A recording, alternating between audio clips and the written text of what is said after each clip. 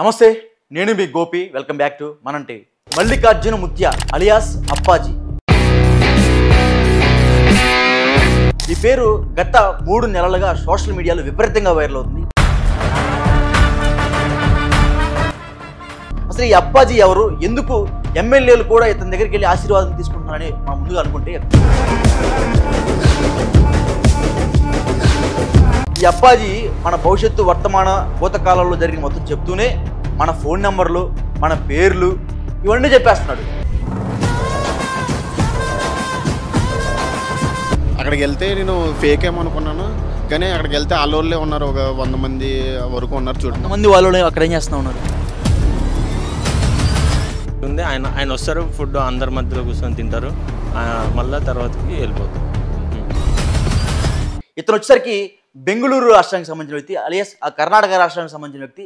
బెంగళూరులో కూడా విపరీతంగా ఇతను ఫేమస్ అవుతూనే వచ్చాడు.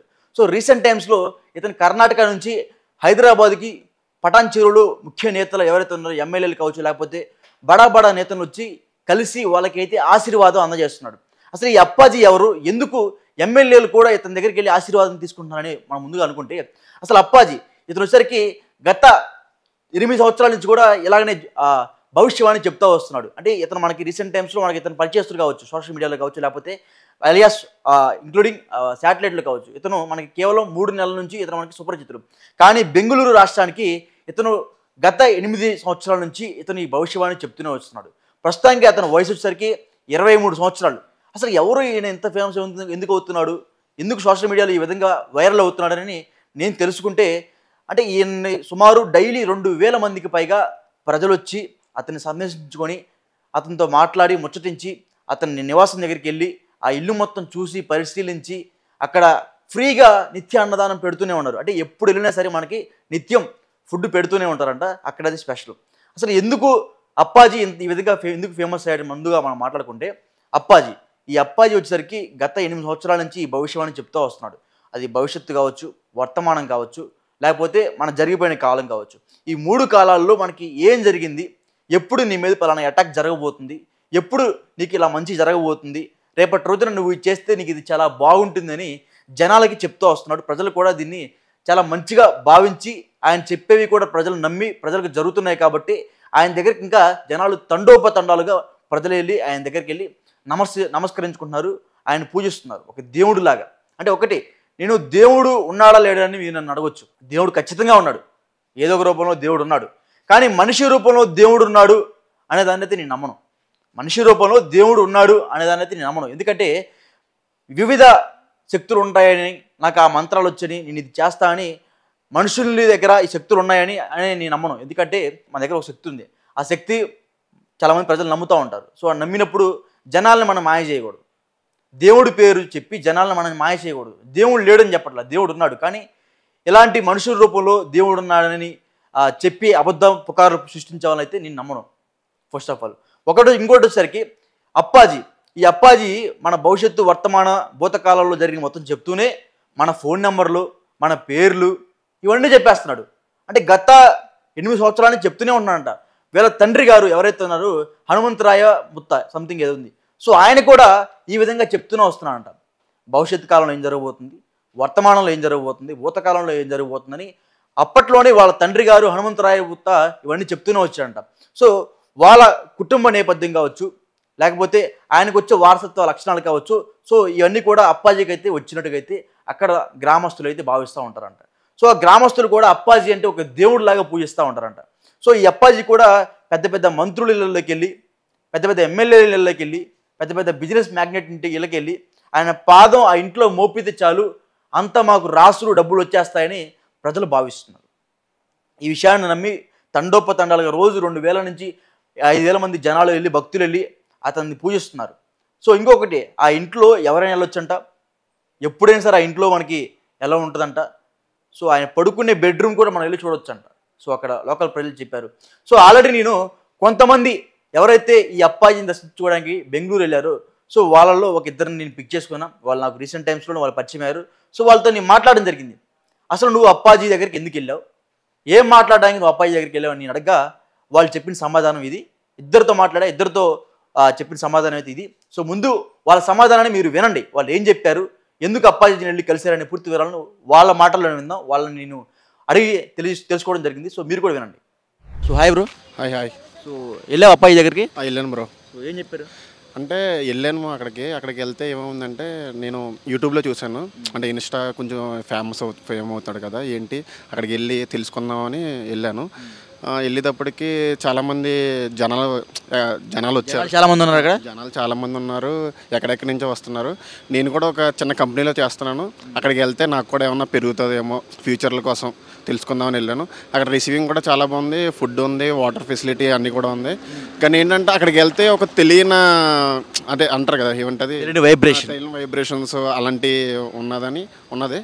అక్కడికి వెళ్తే నేను ఫేక్ ఏమో అనుకున్నాను, కానీ అక్కడికి వెళ్తే వాళ్ళే ఉన్నారు, ఒక 100 మంది వరకు ఉన్నారు. 100 మంది వాళ్ళు అక్కడ ఏం చేస్తూ ఉన్నారు? అక్కడ మొత్తం అన్నీ ఏంటంటే జనాలు వచ్చి చూసుకోవడం, మీరు ఎక్కడి నుంచి వచ్చారు, ఏంటి, ఏ ఊరి నుంచి వచ్చారు, దేనికోసం వచ్చారు అని చెప్పేసి అడుగుతున్నారు. ఇంకొకటి ఏంటంటే నేను జస్ట్ స్వామీజీని చూసినప్పటికీ నాకు అలాంటిది ఫేక్ అనిపించలేదు. చూసావా అప్పాజీని? చూశాను. ఎందుకంటే వెళ్ళడానికి నాకు టైం లేదు. ఎందుకంటే జనాల్లో మళ్ళీ టైం పడుతుంది, మళ్ళీ మాకు రిటర్న్ బస్సులు దొరకాలి కదా అని చెప్పి నేను మా ఫ్రెండ్ ఇంక బయలుదేరడం జరిగింది. అక్కడ చాలా మందితో నువ్వు మాట్లాడే ఉంటావు కదా, సో వాళ్ళు అప్పాజీతో మాట్లాడే మాటలు వాళ్ళకి అగ్రీ అంటారా? లైక్ వాళ్ళ మనసులో ఉన్న మాటలే అప్పాజీ చెప్పాడంట? నిజంగా మనసులో ఉన్న మాట చెప్పారు అన్నారు. చాలామందికి ఏంటంటే అది చెయ్యేస్తే చాలు మాకు ఏదో జరిగిపోతుంది అని చాలామంది కూడా అక్కడ చెప్తున్నాను కదా, చిన్న చిన్న పిల్లలు, ముసలోళ్ళు, ఎక్కడెక్కడి నుంచో చాలామంది. అక్కడికి నేను ఎమ్మెల్యేలు అంటే నేను యూట్యూబ్లో చూడడం, అక్కడికి వెళ్తే కానీ తెలియని వైబ్రేషన్స్ మాత్రం మాకు వచ్చినాయి. ఓకే. సో ఫైనల్గా బ్రో, సో చాలామంది ఏమంటున్నారంటే అతను డబ్బులు తీసుకుంటాడు, సో డబ్బులు తీసుకొని దాన్ని వేరేలాగా అంటే వేరే సంపాదన కింద అతను క్రియేట్ చేసుకుంటున్నాడు. సో వచ్చిన ప్రతి ఒక్క భక్తుడి దగ్గర కూడా డబ్బులు తీసుకుంటున్నారని ఆయన మీద పెద్ద ఎత్తున ఒక వార్త వస్తుంది. ఏమంటారు దాని మీద? ఏమంటారు? ఆయన అయితే రూపాయి తీసుకోవట్లేదు. మనం ట్రావెలింగ్ ఖర్చులు పట్టుకెళ్ళడం తప్ప అక్కడ అయితే రూపాయి ఏమీ తీసుకోవటం లేదు. ఇంకోటి కూడా ఫుడ్కి కానీ దేనికి అసలు ఏమీ లేదు. ఆయన మాత్రం ఫ్రీగానే మనకి చెప్తున్నాడు, అంతే, ఫ్రీగానే చెప్తున్నాడు. Okay. So thank you bro. So Telugu brother ఇంకొక అతను ఉన్నాడు, సో అతను కూడా అడుగుదాము. అప్పాజీ వెళ్ళి ఆయన ఏం కలిసాడు, అప్పాజీ అతనికి ఏం చెప్పాడు అనేది ఆ బ్రదర్ని అడుగుదాము. So hi brother. Hi hi అన్న. సో కలిసి అప్పాజీని అంటే కలవలేదు, దగ్గర నుంచి వాళ్ళ ఇంటికి వెళ్ళి వాళ్ళ ఇంటి దగ్గర చూసి అక్కడ చాలా మంది రష్ ఉన్నారు. ఇక వాళ్ళ అంతమంది మాకు కొంచెం పని ఉందని మేము వచ్చేసినాం. నమ్ముతున్నావు నువ్వు అక్కడ? అంటే ఫస్ట్ నమ్మలేదు, తర్వాత అక్కడ ఉన్న వాళ్ళని మన తెలుగు వాళ్ళని అడిగి అక్కడ షాప్ దగ్గర అడిగిపోతే అక్కడ వాళ్ళ అప్పాజీ అని పెద్ద పెద్ద బ్యానర్లు వేసుకున్నారు. వాళ్ళ గురించి వాళ్ళకి తెలివి వచ్చిన వాళ్ళని అడిగితే అంత మంచిగా ఉండదు, ఆయన చెప్పిందన్న జరిగిపోద్ది. మళ్ళీ ఇంకోటి ఏంటంటే వాళ్ళ ఇంట్లో వాళ్ళ పేరు అంటే వేరే వాళ్ళకి తెలియకుండా ఉంటుంది, వాళ్ళ ఇంట్లో వాళ్ళ పేర్లు, వాళ్ళ పర్సనల్ నెంబర్లు ఆయన చూడమని చెప్పవచ్చు అవన్నీ చెప్పారంట. అయితే మేము కూడా ఒకసారి కలుద్దామని వెళ్దాం అనుకున్నాం. వాళ్ళ ఇంటి దగ్గర వెళ్ళాం, కానీ చాలా మంది ఉన్నారు, దాదాపు ఒక 2000 మెంబర్స్ అట్టున్నారు. 2000 మంది ఉన్నారా? ఇప్పుడు మీ ఫోన్ నెంబర్ కూడా చెప్పేస్తున్నారు కదా, అసలు ఫోన్ నెంబర్ ఎలా చెప్పగలుగుతున్నాడు అతను? అది ఏమో తెలియదన్న, చెప్తున్నారంట, నాకు కూడా తెలియదు. వాళ్ళు చెప్పించుకున్న వాళ్ళు నాకు చెప్పారు. నేను మన తెలుగు వాళ్ళు ఏపీ వాళ్ళు ఎవరు ఉంటే వాళ్ళకి అడిగితే వాళ్ళు ఇట్లా మా ఫ్యామిలీ వాళ్ళ వాళ్ళ పేరు చెప్పారు. లాస్ట్ డిజిట్ 4 లాస్ట్ నెంబర్స్ ఉంటాయి కదా, లాస్ట్ 4 డిజిట్ నెంబర్ అవి చెప్పారంట. ఎలా తెలుస్తుందంట? అవి మనకు తెలియదు అన్న, వాళ్ళు మనకు చెప్పారు. అంటే బయట కొంత వార్త వస్తుంది ఏమందంటే ఆ చుట్టుపక్కల కొట్లు మనం ఫోన్ పే కానీ చేస్తూ ఉంటాం కదా, చేసే క్రమంలో ఆ చుట్టుపక్కల కొట్లు మొత్తం వాళ్ళే ఉంటారంట. సో ఒక 100-150 మంది పహారా కాసి ఆ లాస్ట్ 4 డిజిట్స్ పలానా మనోజ్ వచ్చాడు, పలానా వాడు వచ్చాడు అని ఆ నెంబర్స్కి యాడ్ చేసి చెప్తున్నాడు. నిజమేనది? అది ఏమో తెలియదన్న, కానీ మేము ఆ ఊర్లో ఒక షాప్ కాడికి పోయినాం. షాప్ కాడికి పోయి ఒక వాటర్ బాటిల్ ఏమో తీసుకోవడానికి పోతే నేను మా ఫ్రెండ్ ఫోన్పే చేసేటప్పుడు, ఫోన్పే అని కాదు కానీ ఒక 4 ఒక 2-3 మమ్మల్ని కొంచెం అదోలాగా చూసిరు. ఇక అది మనం వేరే ఊరు వచ్చినాం కాబట్టి అట్లనే ఉంటుందేమో అనుకో మేము కూడా సపరేట్గా ఉంటే వచ్చేసినాం. ఫుడ్ ఎలా ఉంది? ఫుడ్ ఎక్కడ? ఫుడ్ మంచిగా ఉందన్న, ఫుడ్ మంచిగా ఉంది. ఆయన వస్తారు, ఫుడ్ అందరి మధ్యలో కూర్చొని తింటారు, మళ్ళీ తర్వాతకి వెళ్ళిపోతారు. సో సుమారు ఎన్ని గంటల సేపు అప్పాజీతో మీరు గడిపారు అక్కడ? అంటే మేము లోపలికి వెళ్ళలేదు, అందరిని పిలిచేటప్పుడు మనల్ని కూడా పిలుస్తారేమో అని వెయిట్ చేసినాం. ఇక మాకు లేట్ అయిపోతుంది, మళ్ళీ రేపు పొద్దున్నే మళ్ళీ ఆఫీస్కి వెళ్ళాలని వచ్చేసినాం ఏమంటే. నువ్వైతే అప్పాజీ నమ్ముతావు? నమ్మవా? నమ్ముతాం. Thank you. సో విన్నారు కదా, సో వాళ్ళు చెప్పింది ఏంటంటే అప్పాజీని మేము నమ్ముతున్నాము, వచ్చిన ప్రతి ఒక్కరికి కూడా వాళ్ళ ఫోన్ నెంబర్స్, వాళ్ళ డీటెయిల్స్ మొత్తం చెప్పేస్తున్నారు అని వాళ్ళు చెప్పడం జరిగింది. సో కానీ ఒకటి మనం భావించవచ్చు. సో రెండో అతనితో నేను మాట్లాడినప్పుడు అతను ఏమన్నాడంటే, చుట్టూ ఒక 2-3 నన్ను ఫాలో అవుతున్నట్టు నాకు అనిపించింది. నేను ఎప్పుడైనా వాటర్ బాటిల్ తీసుకుందామని స్కానర్స్ దగ్గరికి వెళ్ళి నేను ఫోన్పే చేసిన క్రమంలో లాస్ట్ 4-5 డిజిట్స్ వాళ్ళు దాన్ని ఫాలో అప్ చేసుకొని అప్పాజీకి అందిస్తున్నారని నాకు చిన్న అనుమానం వచ్చింది అని ఒక అతను చెప్పడం జరిగింది.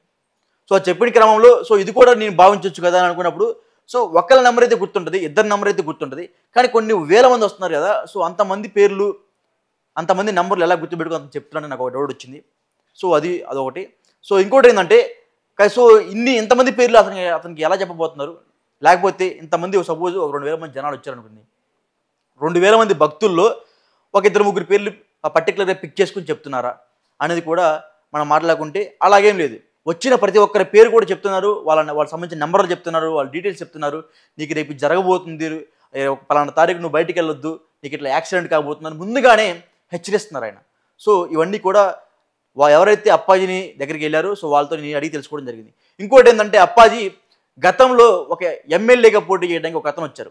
సో అతను ఎమ్మెల్యేగా పోటీ చేస్తున్నాను, నేను గెలుస్తానా గెలవనని అప్పాజీని అడిగినప్పుడు నువ్వు గెలుస్తావని ఆ ఎమ్మెల్యేగా పోటీ చేస్తున్న అతనికి అయితే చెప్పడం జరిగింది. బట్ అప్పుడు ఆయన ఓడిపోయాడు. సో అప్పుడు ఆ విషయంలో అప్పాజీ ఫెయిల్ అయినట్టే కదా. సో ఎందుకు ఈ విధంగా ఒక పర్సన్ని ఈ విధంగా ఎందుకు హైలైట్ చేస్తున్నారు సోషల్ మీడియాలో మనం చూసుకుంటే ఒక్కొక్క సంవత్సరంలో ఒక్కొక్కరు ఫేమస్ అవుతూ వస్తున్నారు. ఈ సంవత్సరం మనం చూసుకోవచ్చు, కుంభమేళాలో ఒక అమ్మాయి బాగా ఫేమస్ అయింది, మొనాలిసా. సో ఈ అమ్మాయి ఫేమస్ అయింది, అసలు సినిమా ఇండస్ట్రీలో ఆఫర్లు వచ్చేసేసి డైమండ్ నెక్లెస్లు గిఫ్ట్గా ఇచ్చేస్తున్నారని పెద్ద ఎత్తున ఆమె మీద విమర్శలు వస్తున్నాయి, ఆమె గిఫ్ట్లు వస్తున్నాయి, అన్నీ చూస్తూనే ఉన్నాం. మళ్ళీ ఇప్పుడు ఆమె పరిస్థితి ఏదో అయిపోతుంది. ఇంకోటి వచ్చేసరికి ఈ కచ్చా బాదం పల్లీలు అమ్ముకునేవాడిని ఫేమస్ చేశారు అప్పుడు. సో అతను కూడా ఈ కచ్చా బాదం పాటలు సినిమాలలో పాడి బాగా డబ్బులు కమాయించిన తర్వాత కూడా ఆయన సోషల్ మీడియా ఎట్లా అయిపోయిందో అట్లానే సోషల్ మీడియా మళ్ళీ ఆయన్ని పడుకోబెట్టింది. మరలా ఇప్పుడు ఆ బాట నీళ్ళు అమ్ముతున్నాడు.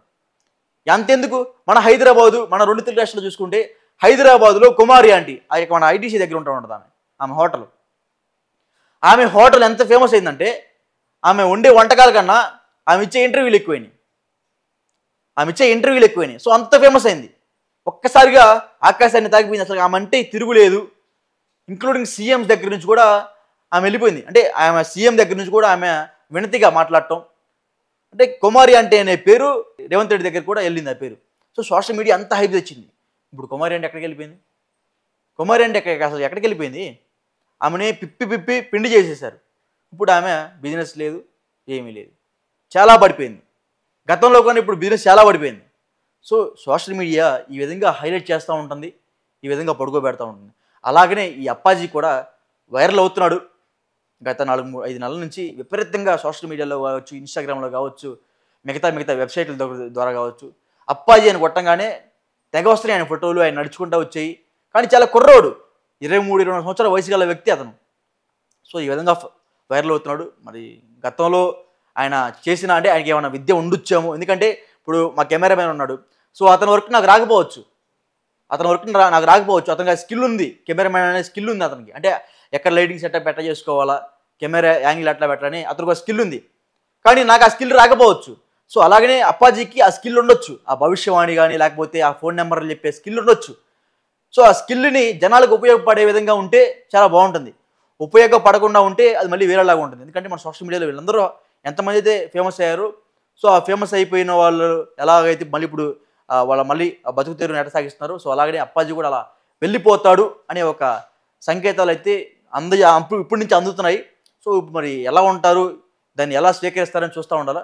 సో మరి భవిష్యత్తులో ఏం జరగబోతుంది ఈ అప్పాజీ విషయంలో కూడా మనం వెయిట్ చేస్తూ ఉన్నాం. సో ప్రస్తుతానికి అయితే మాత్రం ఎవరైతే అప్పాజీని దర్శించుకోవడానికి వెళ్ళారో సో వాళ్ళతో నేను మాట్లాడినప్పుడు నాకు కొంచెం ఆయన మీద నమ్మకం కలిగింది. ఎందుకు, ఆ ఫోన్ నెంబర్లు అవన్నీ చెప్పేసరికి. కానీ ఇంకొక అతను అన్న లేదన్న ఇట్లా నేను ఫోన్పే స్కానర్ ఇట్లా చేస్తున్నప్పుడు చుట్టుపక్కల కోట్లు మొత్తం కూడా వాళ్ళయ్యానన్న. సో అప్పుడు నాకు డౌట్ వచ్చింది, ఈ నెంబర్స్ లాస్ట్ 5-4 డిజిట్స్ మొత్తం ఫోన్పే హిస్టరీలో కనపడతా ఉంటాయి కదా. సో కనపడినప్పుడు ఈ నెంబర్స్ మొత్తం కూడా అప్పాజీకి వెళ్ళి ఫార్వర్డ్ చేస్తున్నారేమో అన్నప్పుడు నాకు డౌట్ వచ్చింది. సో ఈ 2 విషయాల్లో కూడా అప్పాజీ మీద డౌట్ ఉంది, అప్పాజీ మీద నమ్మకం ఉంది. సో మీ అభిప్రాయం అంటే కింద కామెంట్ రూపంలో తెలియజేయండి. ఎవరైతే అప్పాజీని కలిశారో సో వాళ్ళ అభిప్రాయం కూడా కింద కామెంట్ రూపంలో తెలియజేయండి. ఇప్పుడు వెళ్ళినప్పుడు కలిసినప్పుడు ఆయన మిమ్మల్ని ఎలా రిసీవ్ చేసుకున్నారు, మీతో ఎలా మాట్లాడారు అనే పూర్తి వివరాలు కూడా మీ కింద కామెంట్ చేయండి. వీలైతే నేను బెంగళూరు రాష్ట్రంకి వెళ్ళి కర్ణాటక రాష్ట్రంకి వెళ్ళి బెంగళూరు వెళ్ళి సో అప్పాజీని కలిసే ప్రయత్నం కూడా నేను చేయబోతున్నాను మనం టీవీ ద్వారా. సో అంతవరకు ఖచ్చితంగా చూస్తూనే ఉండండి మనం టీవీ.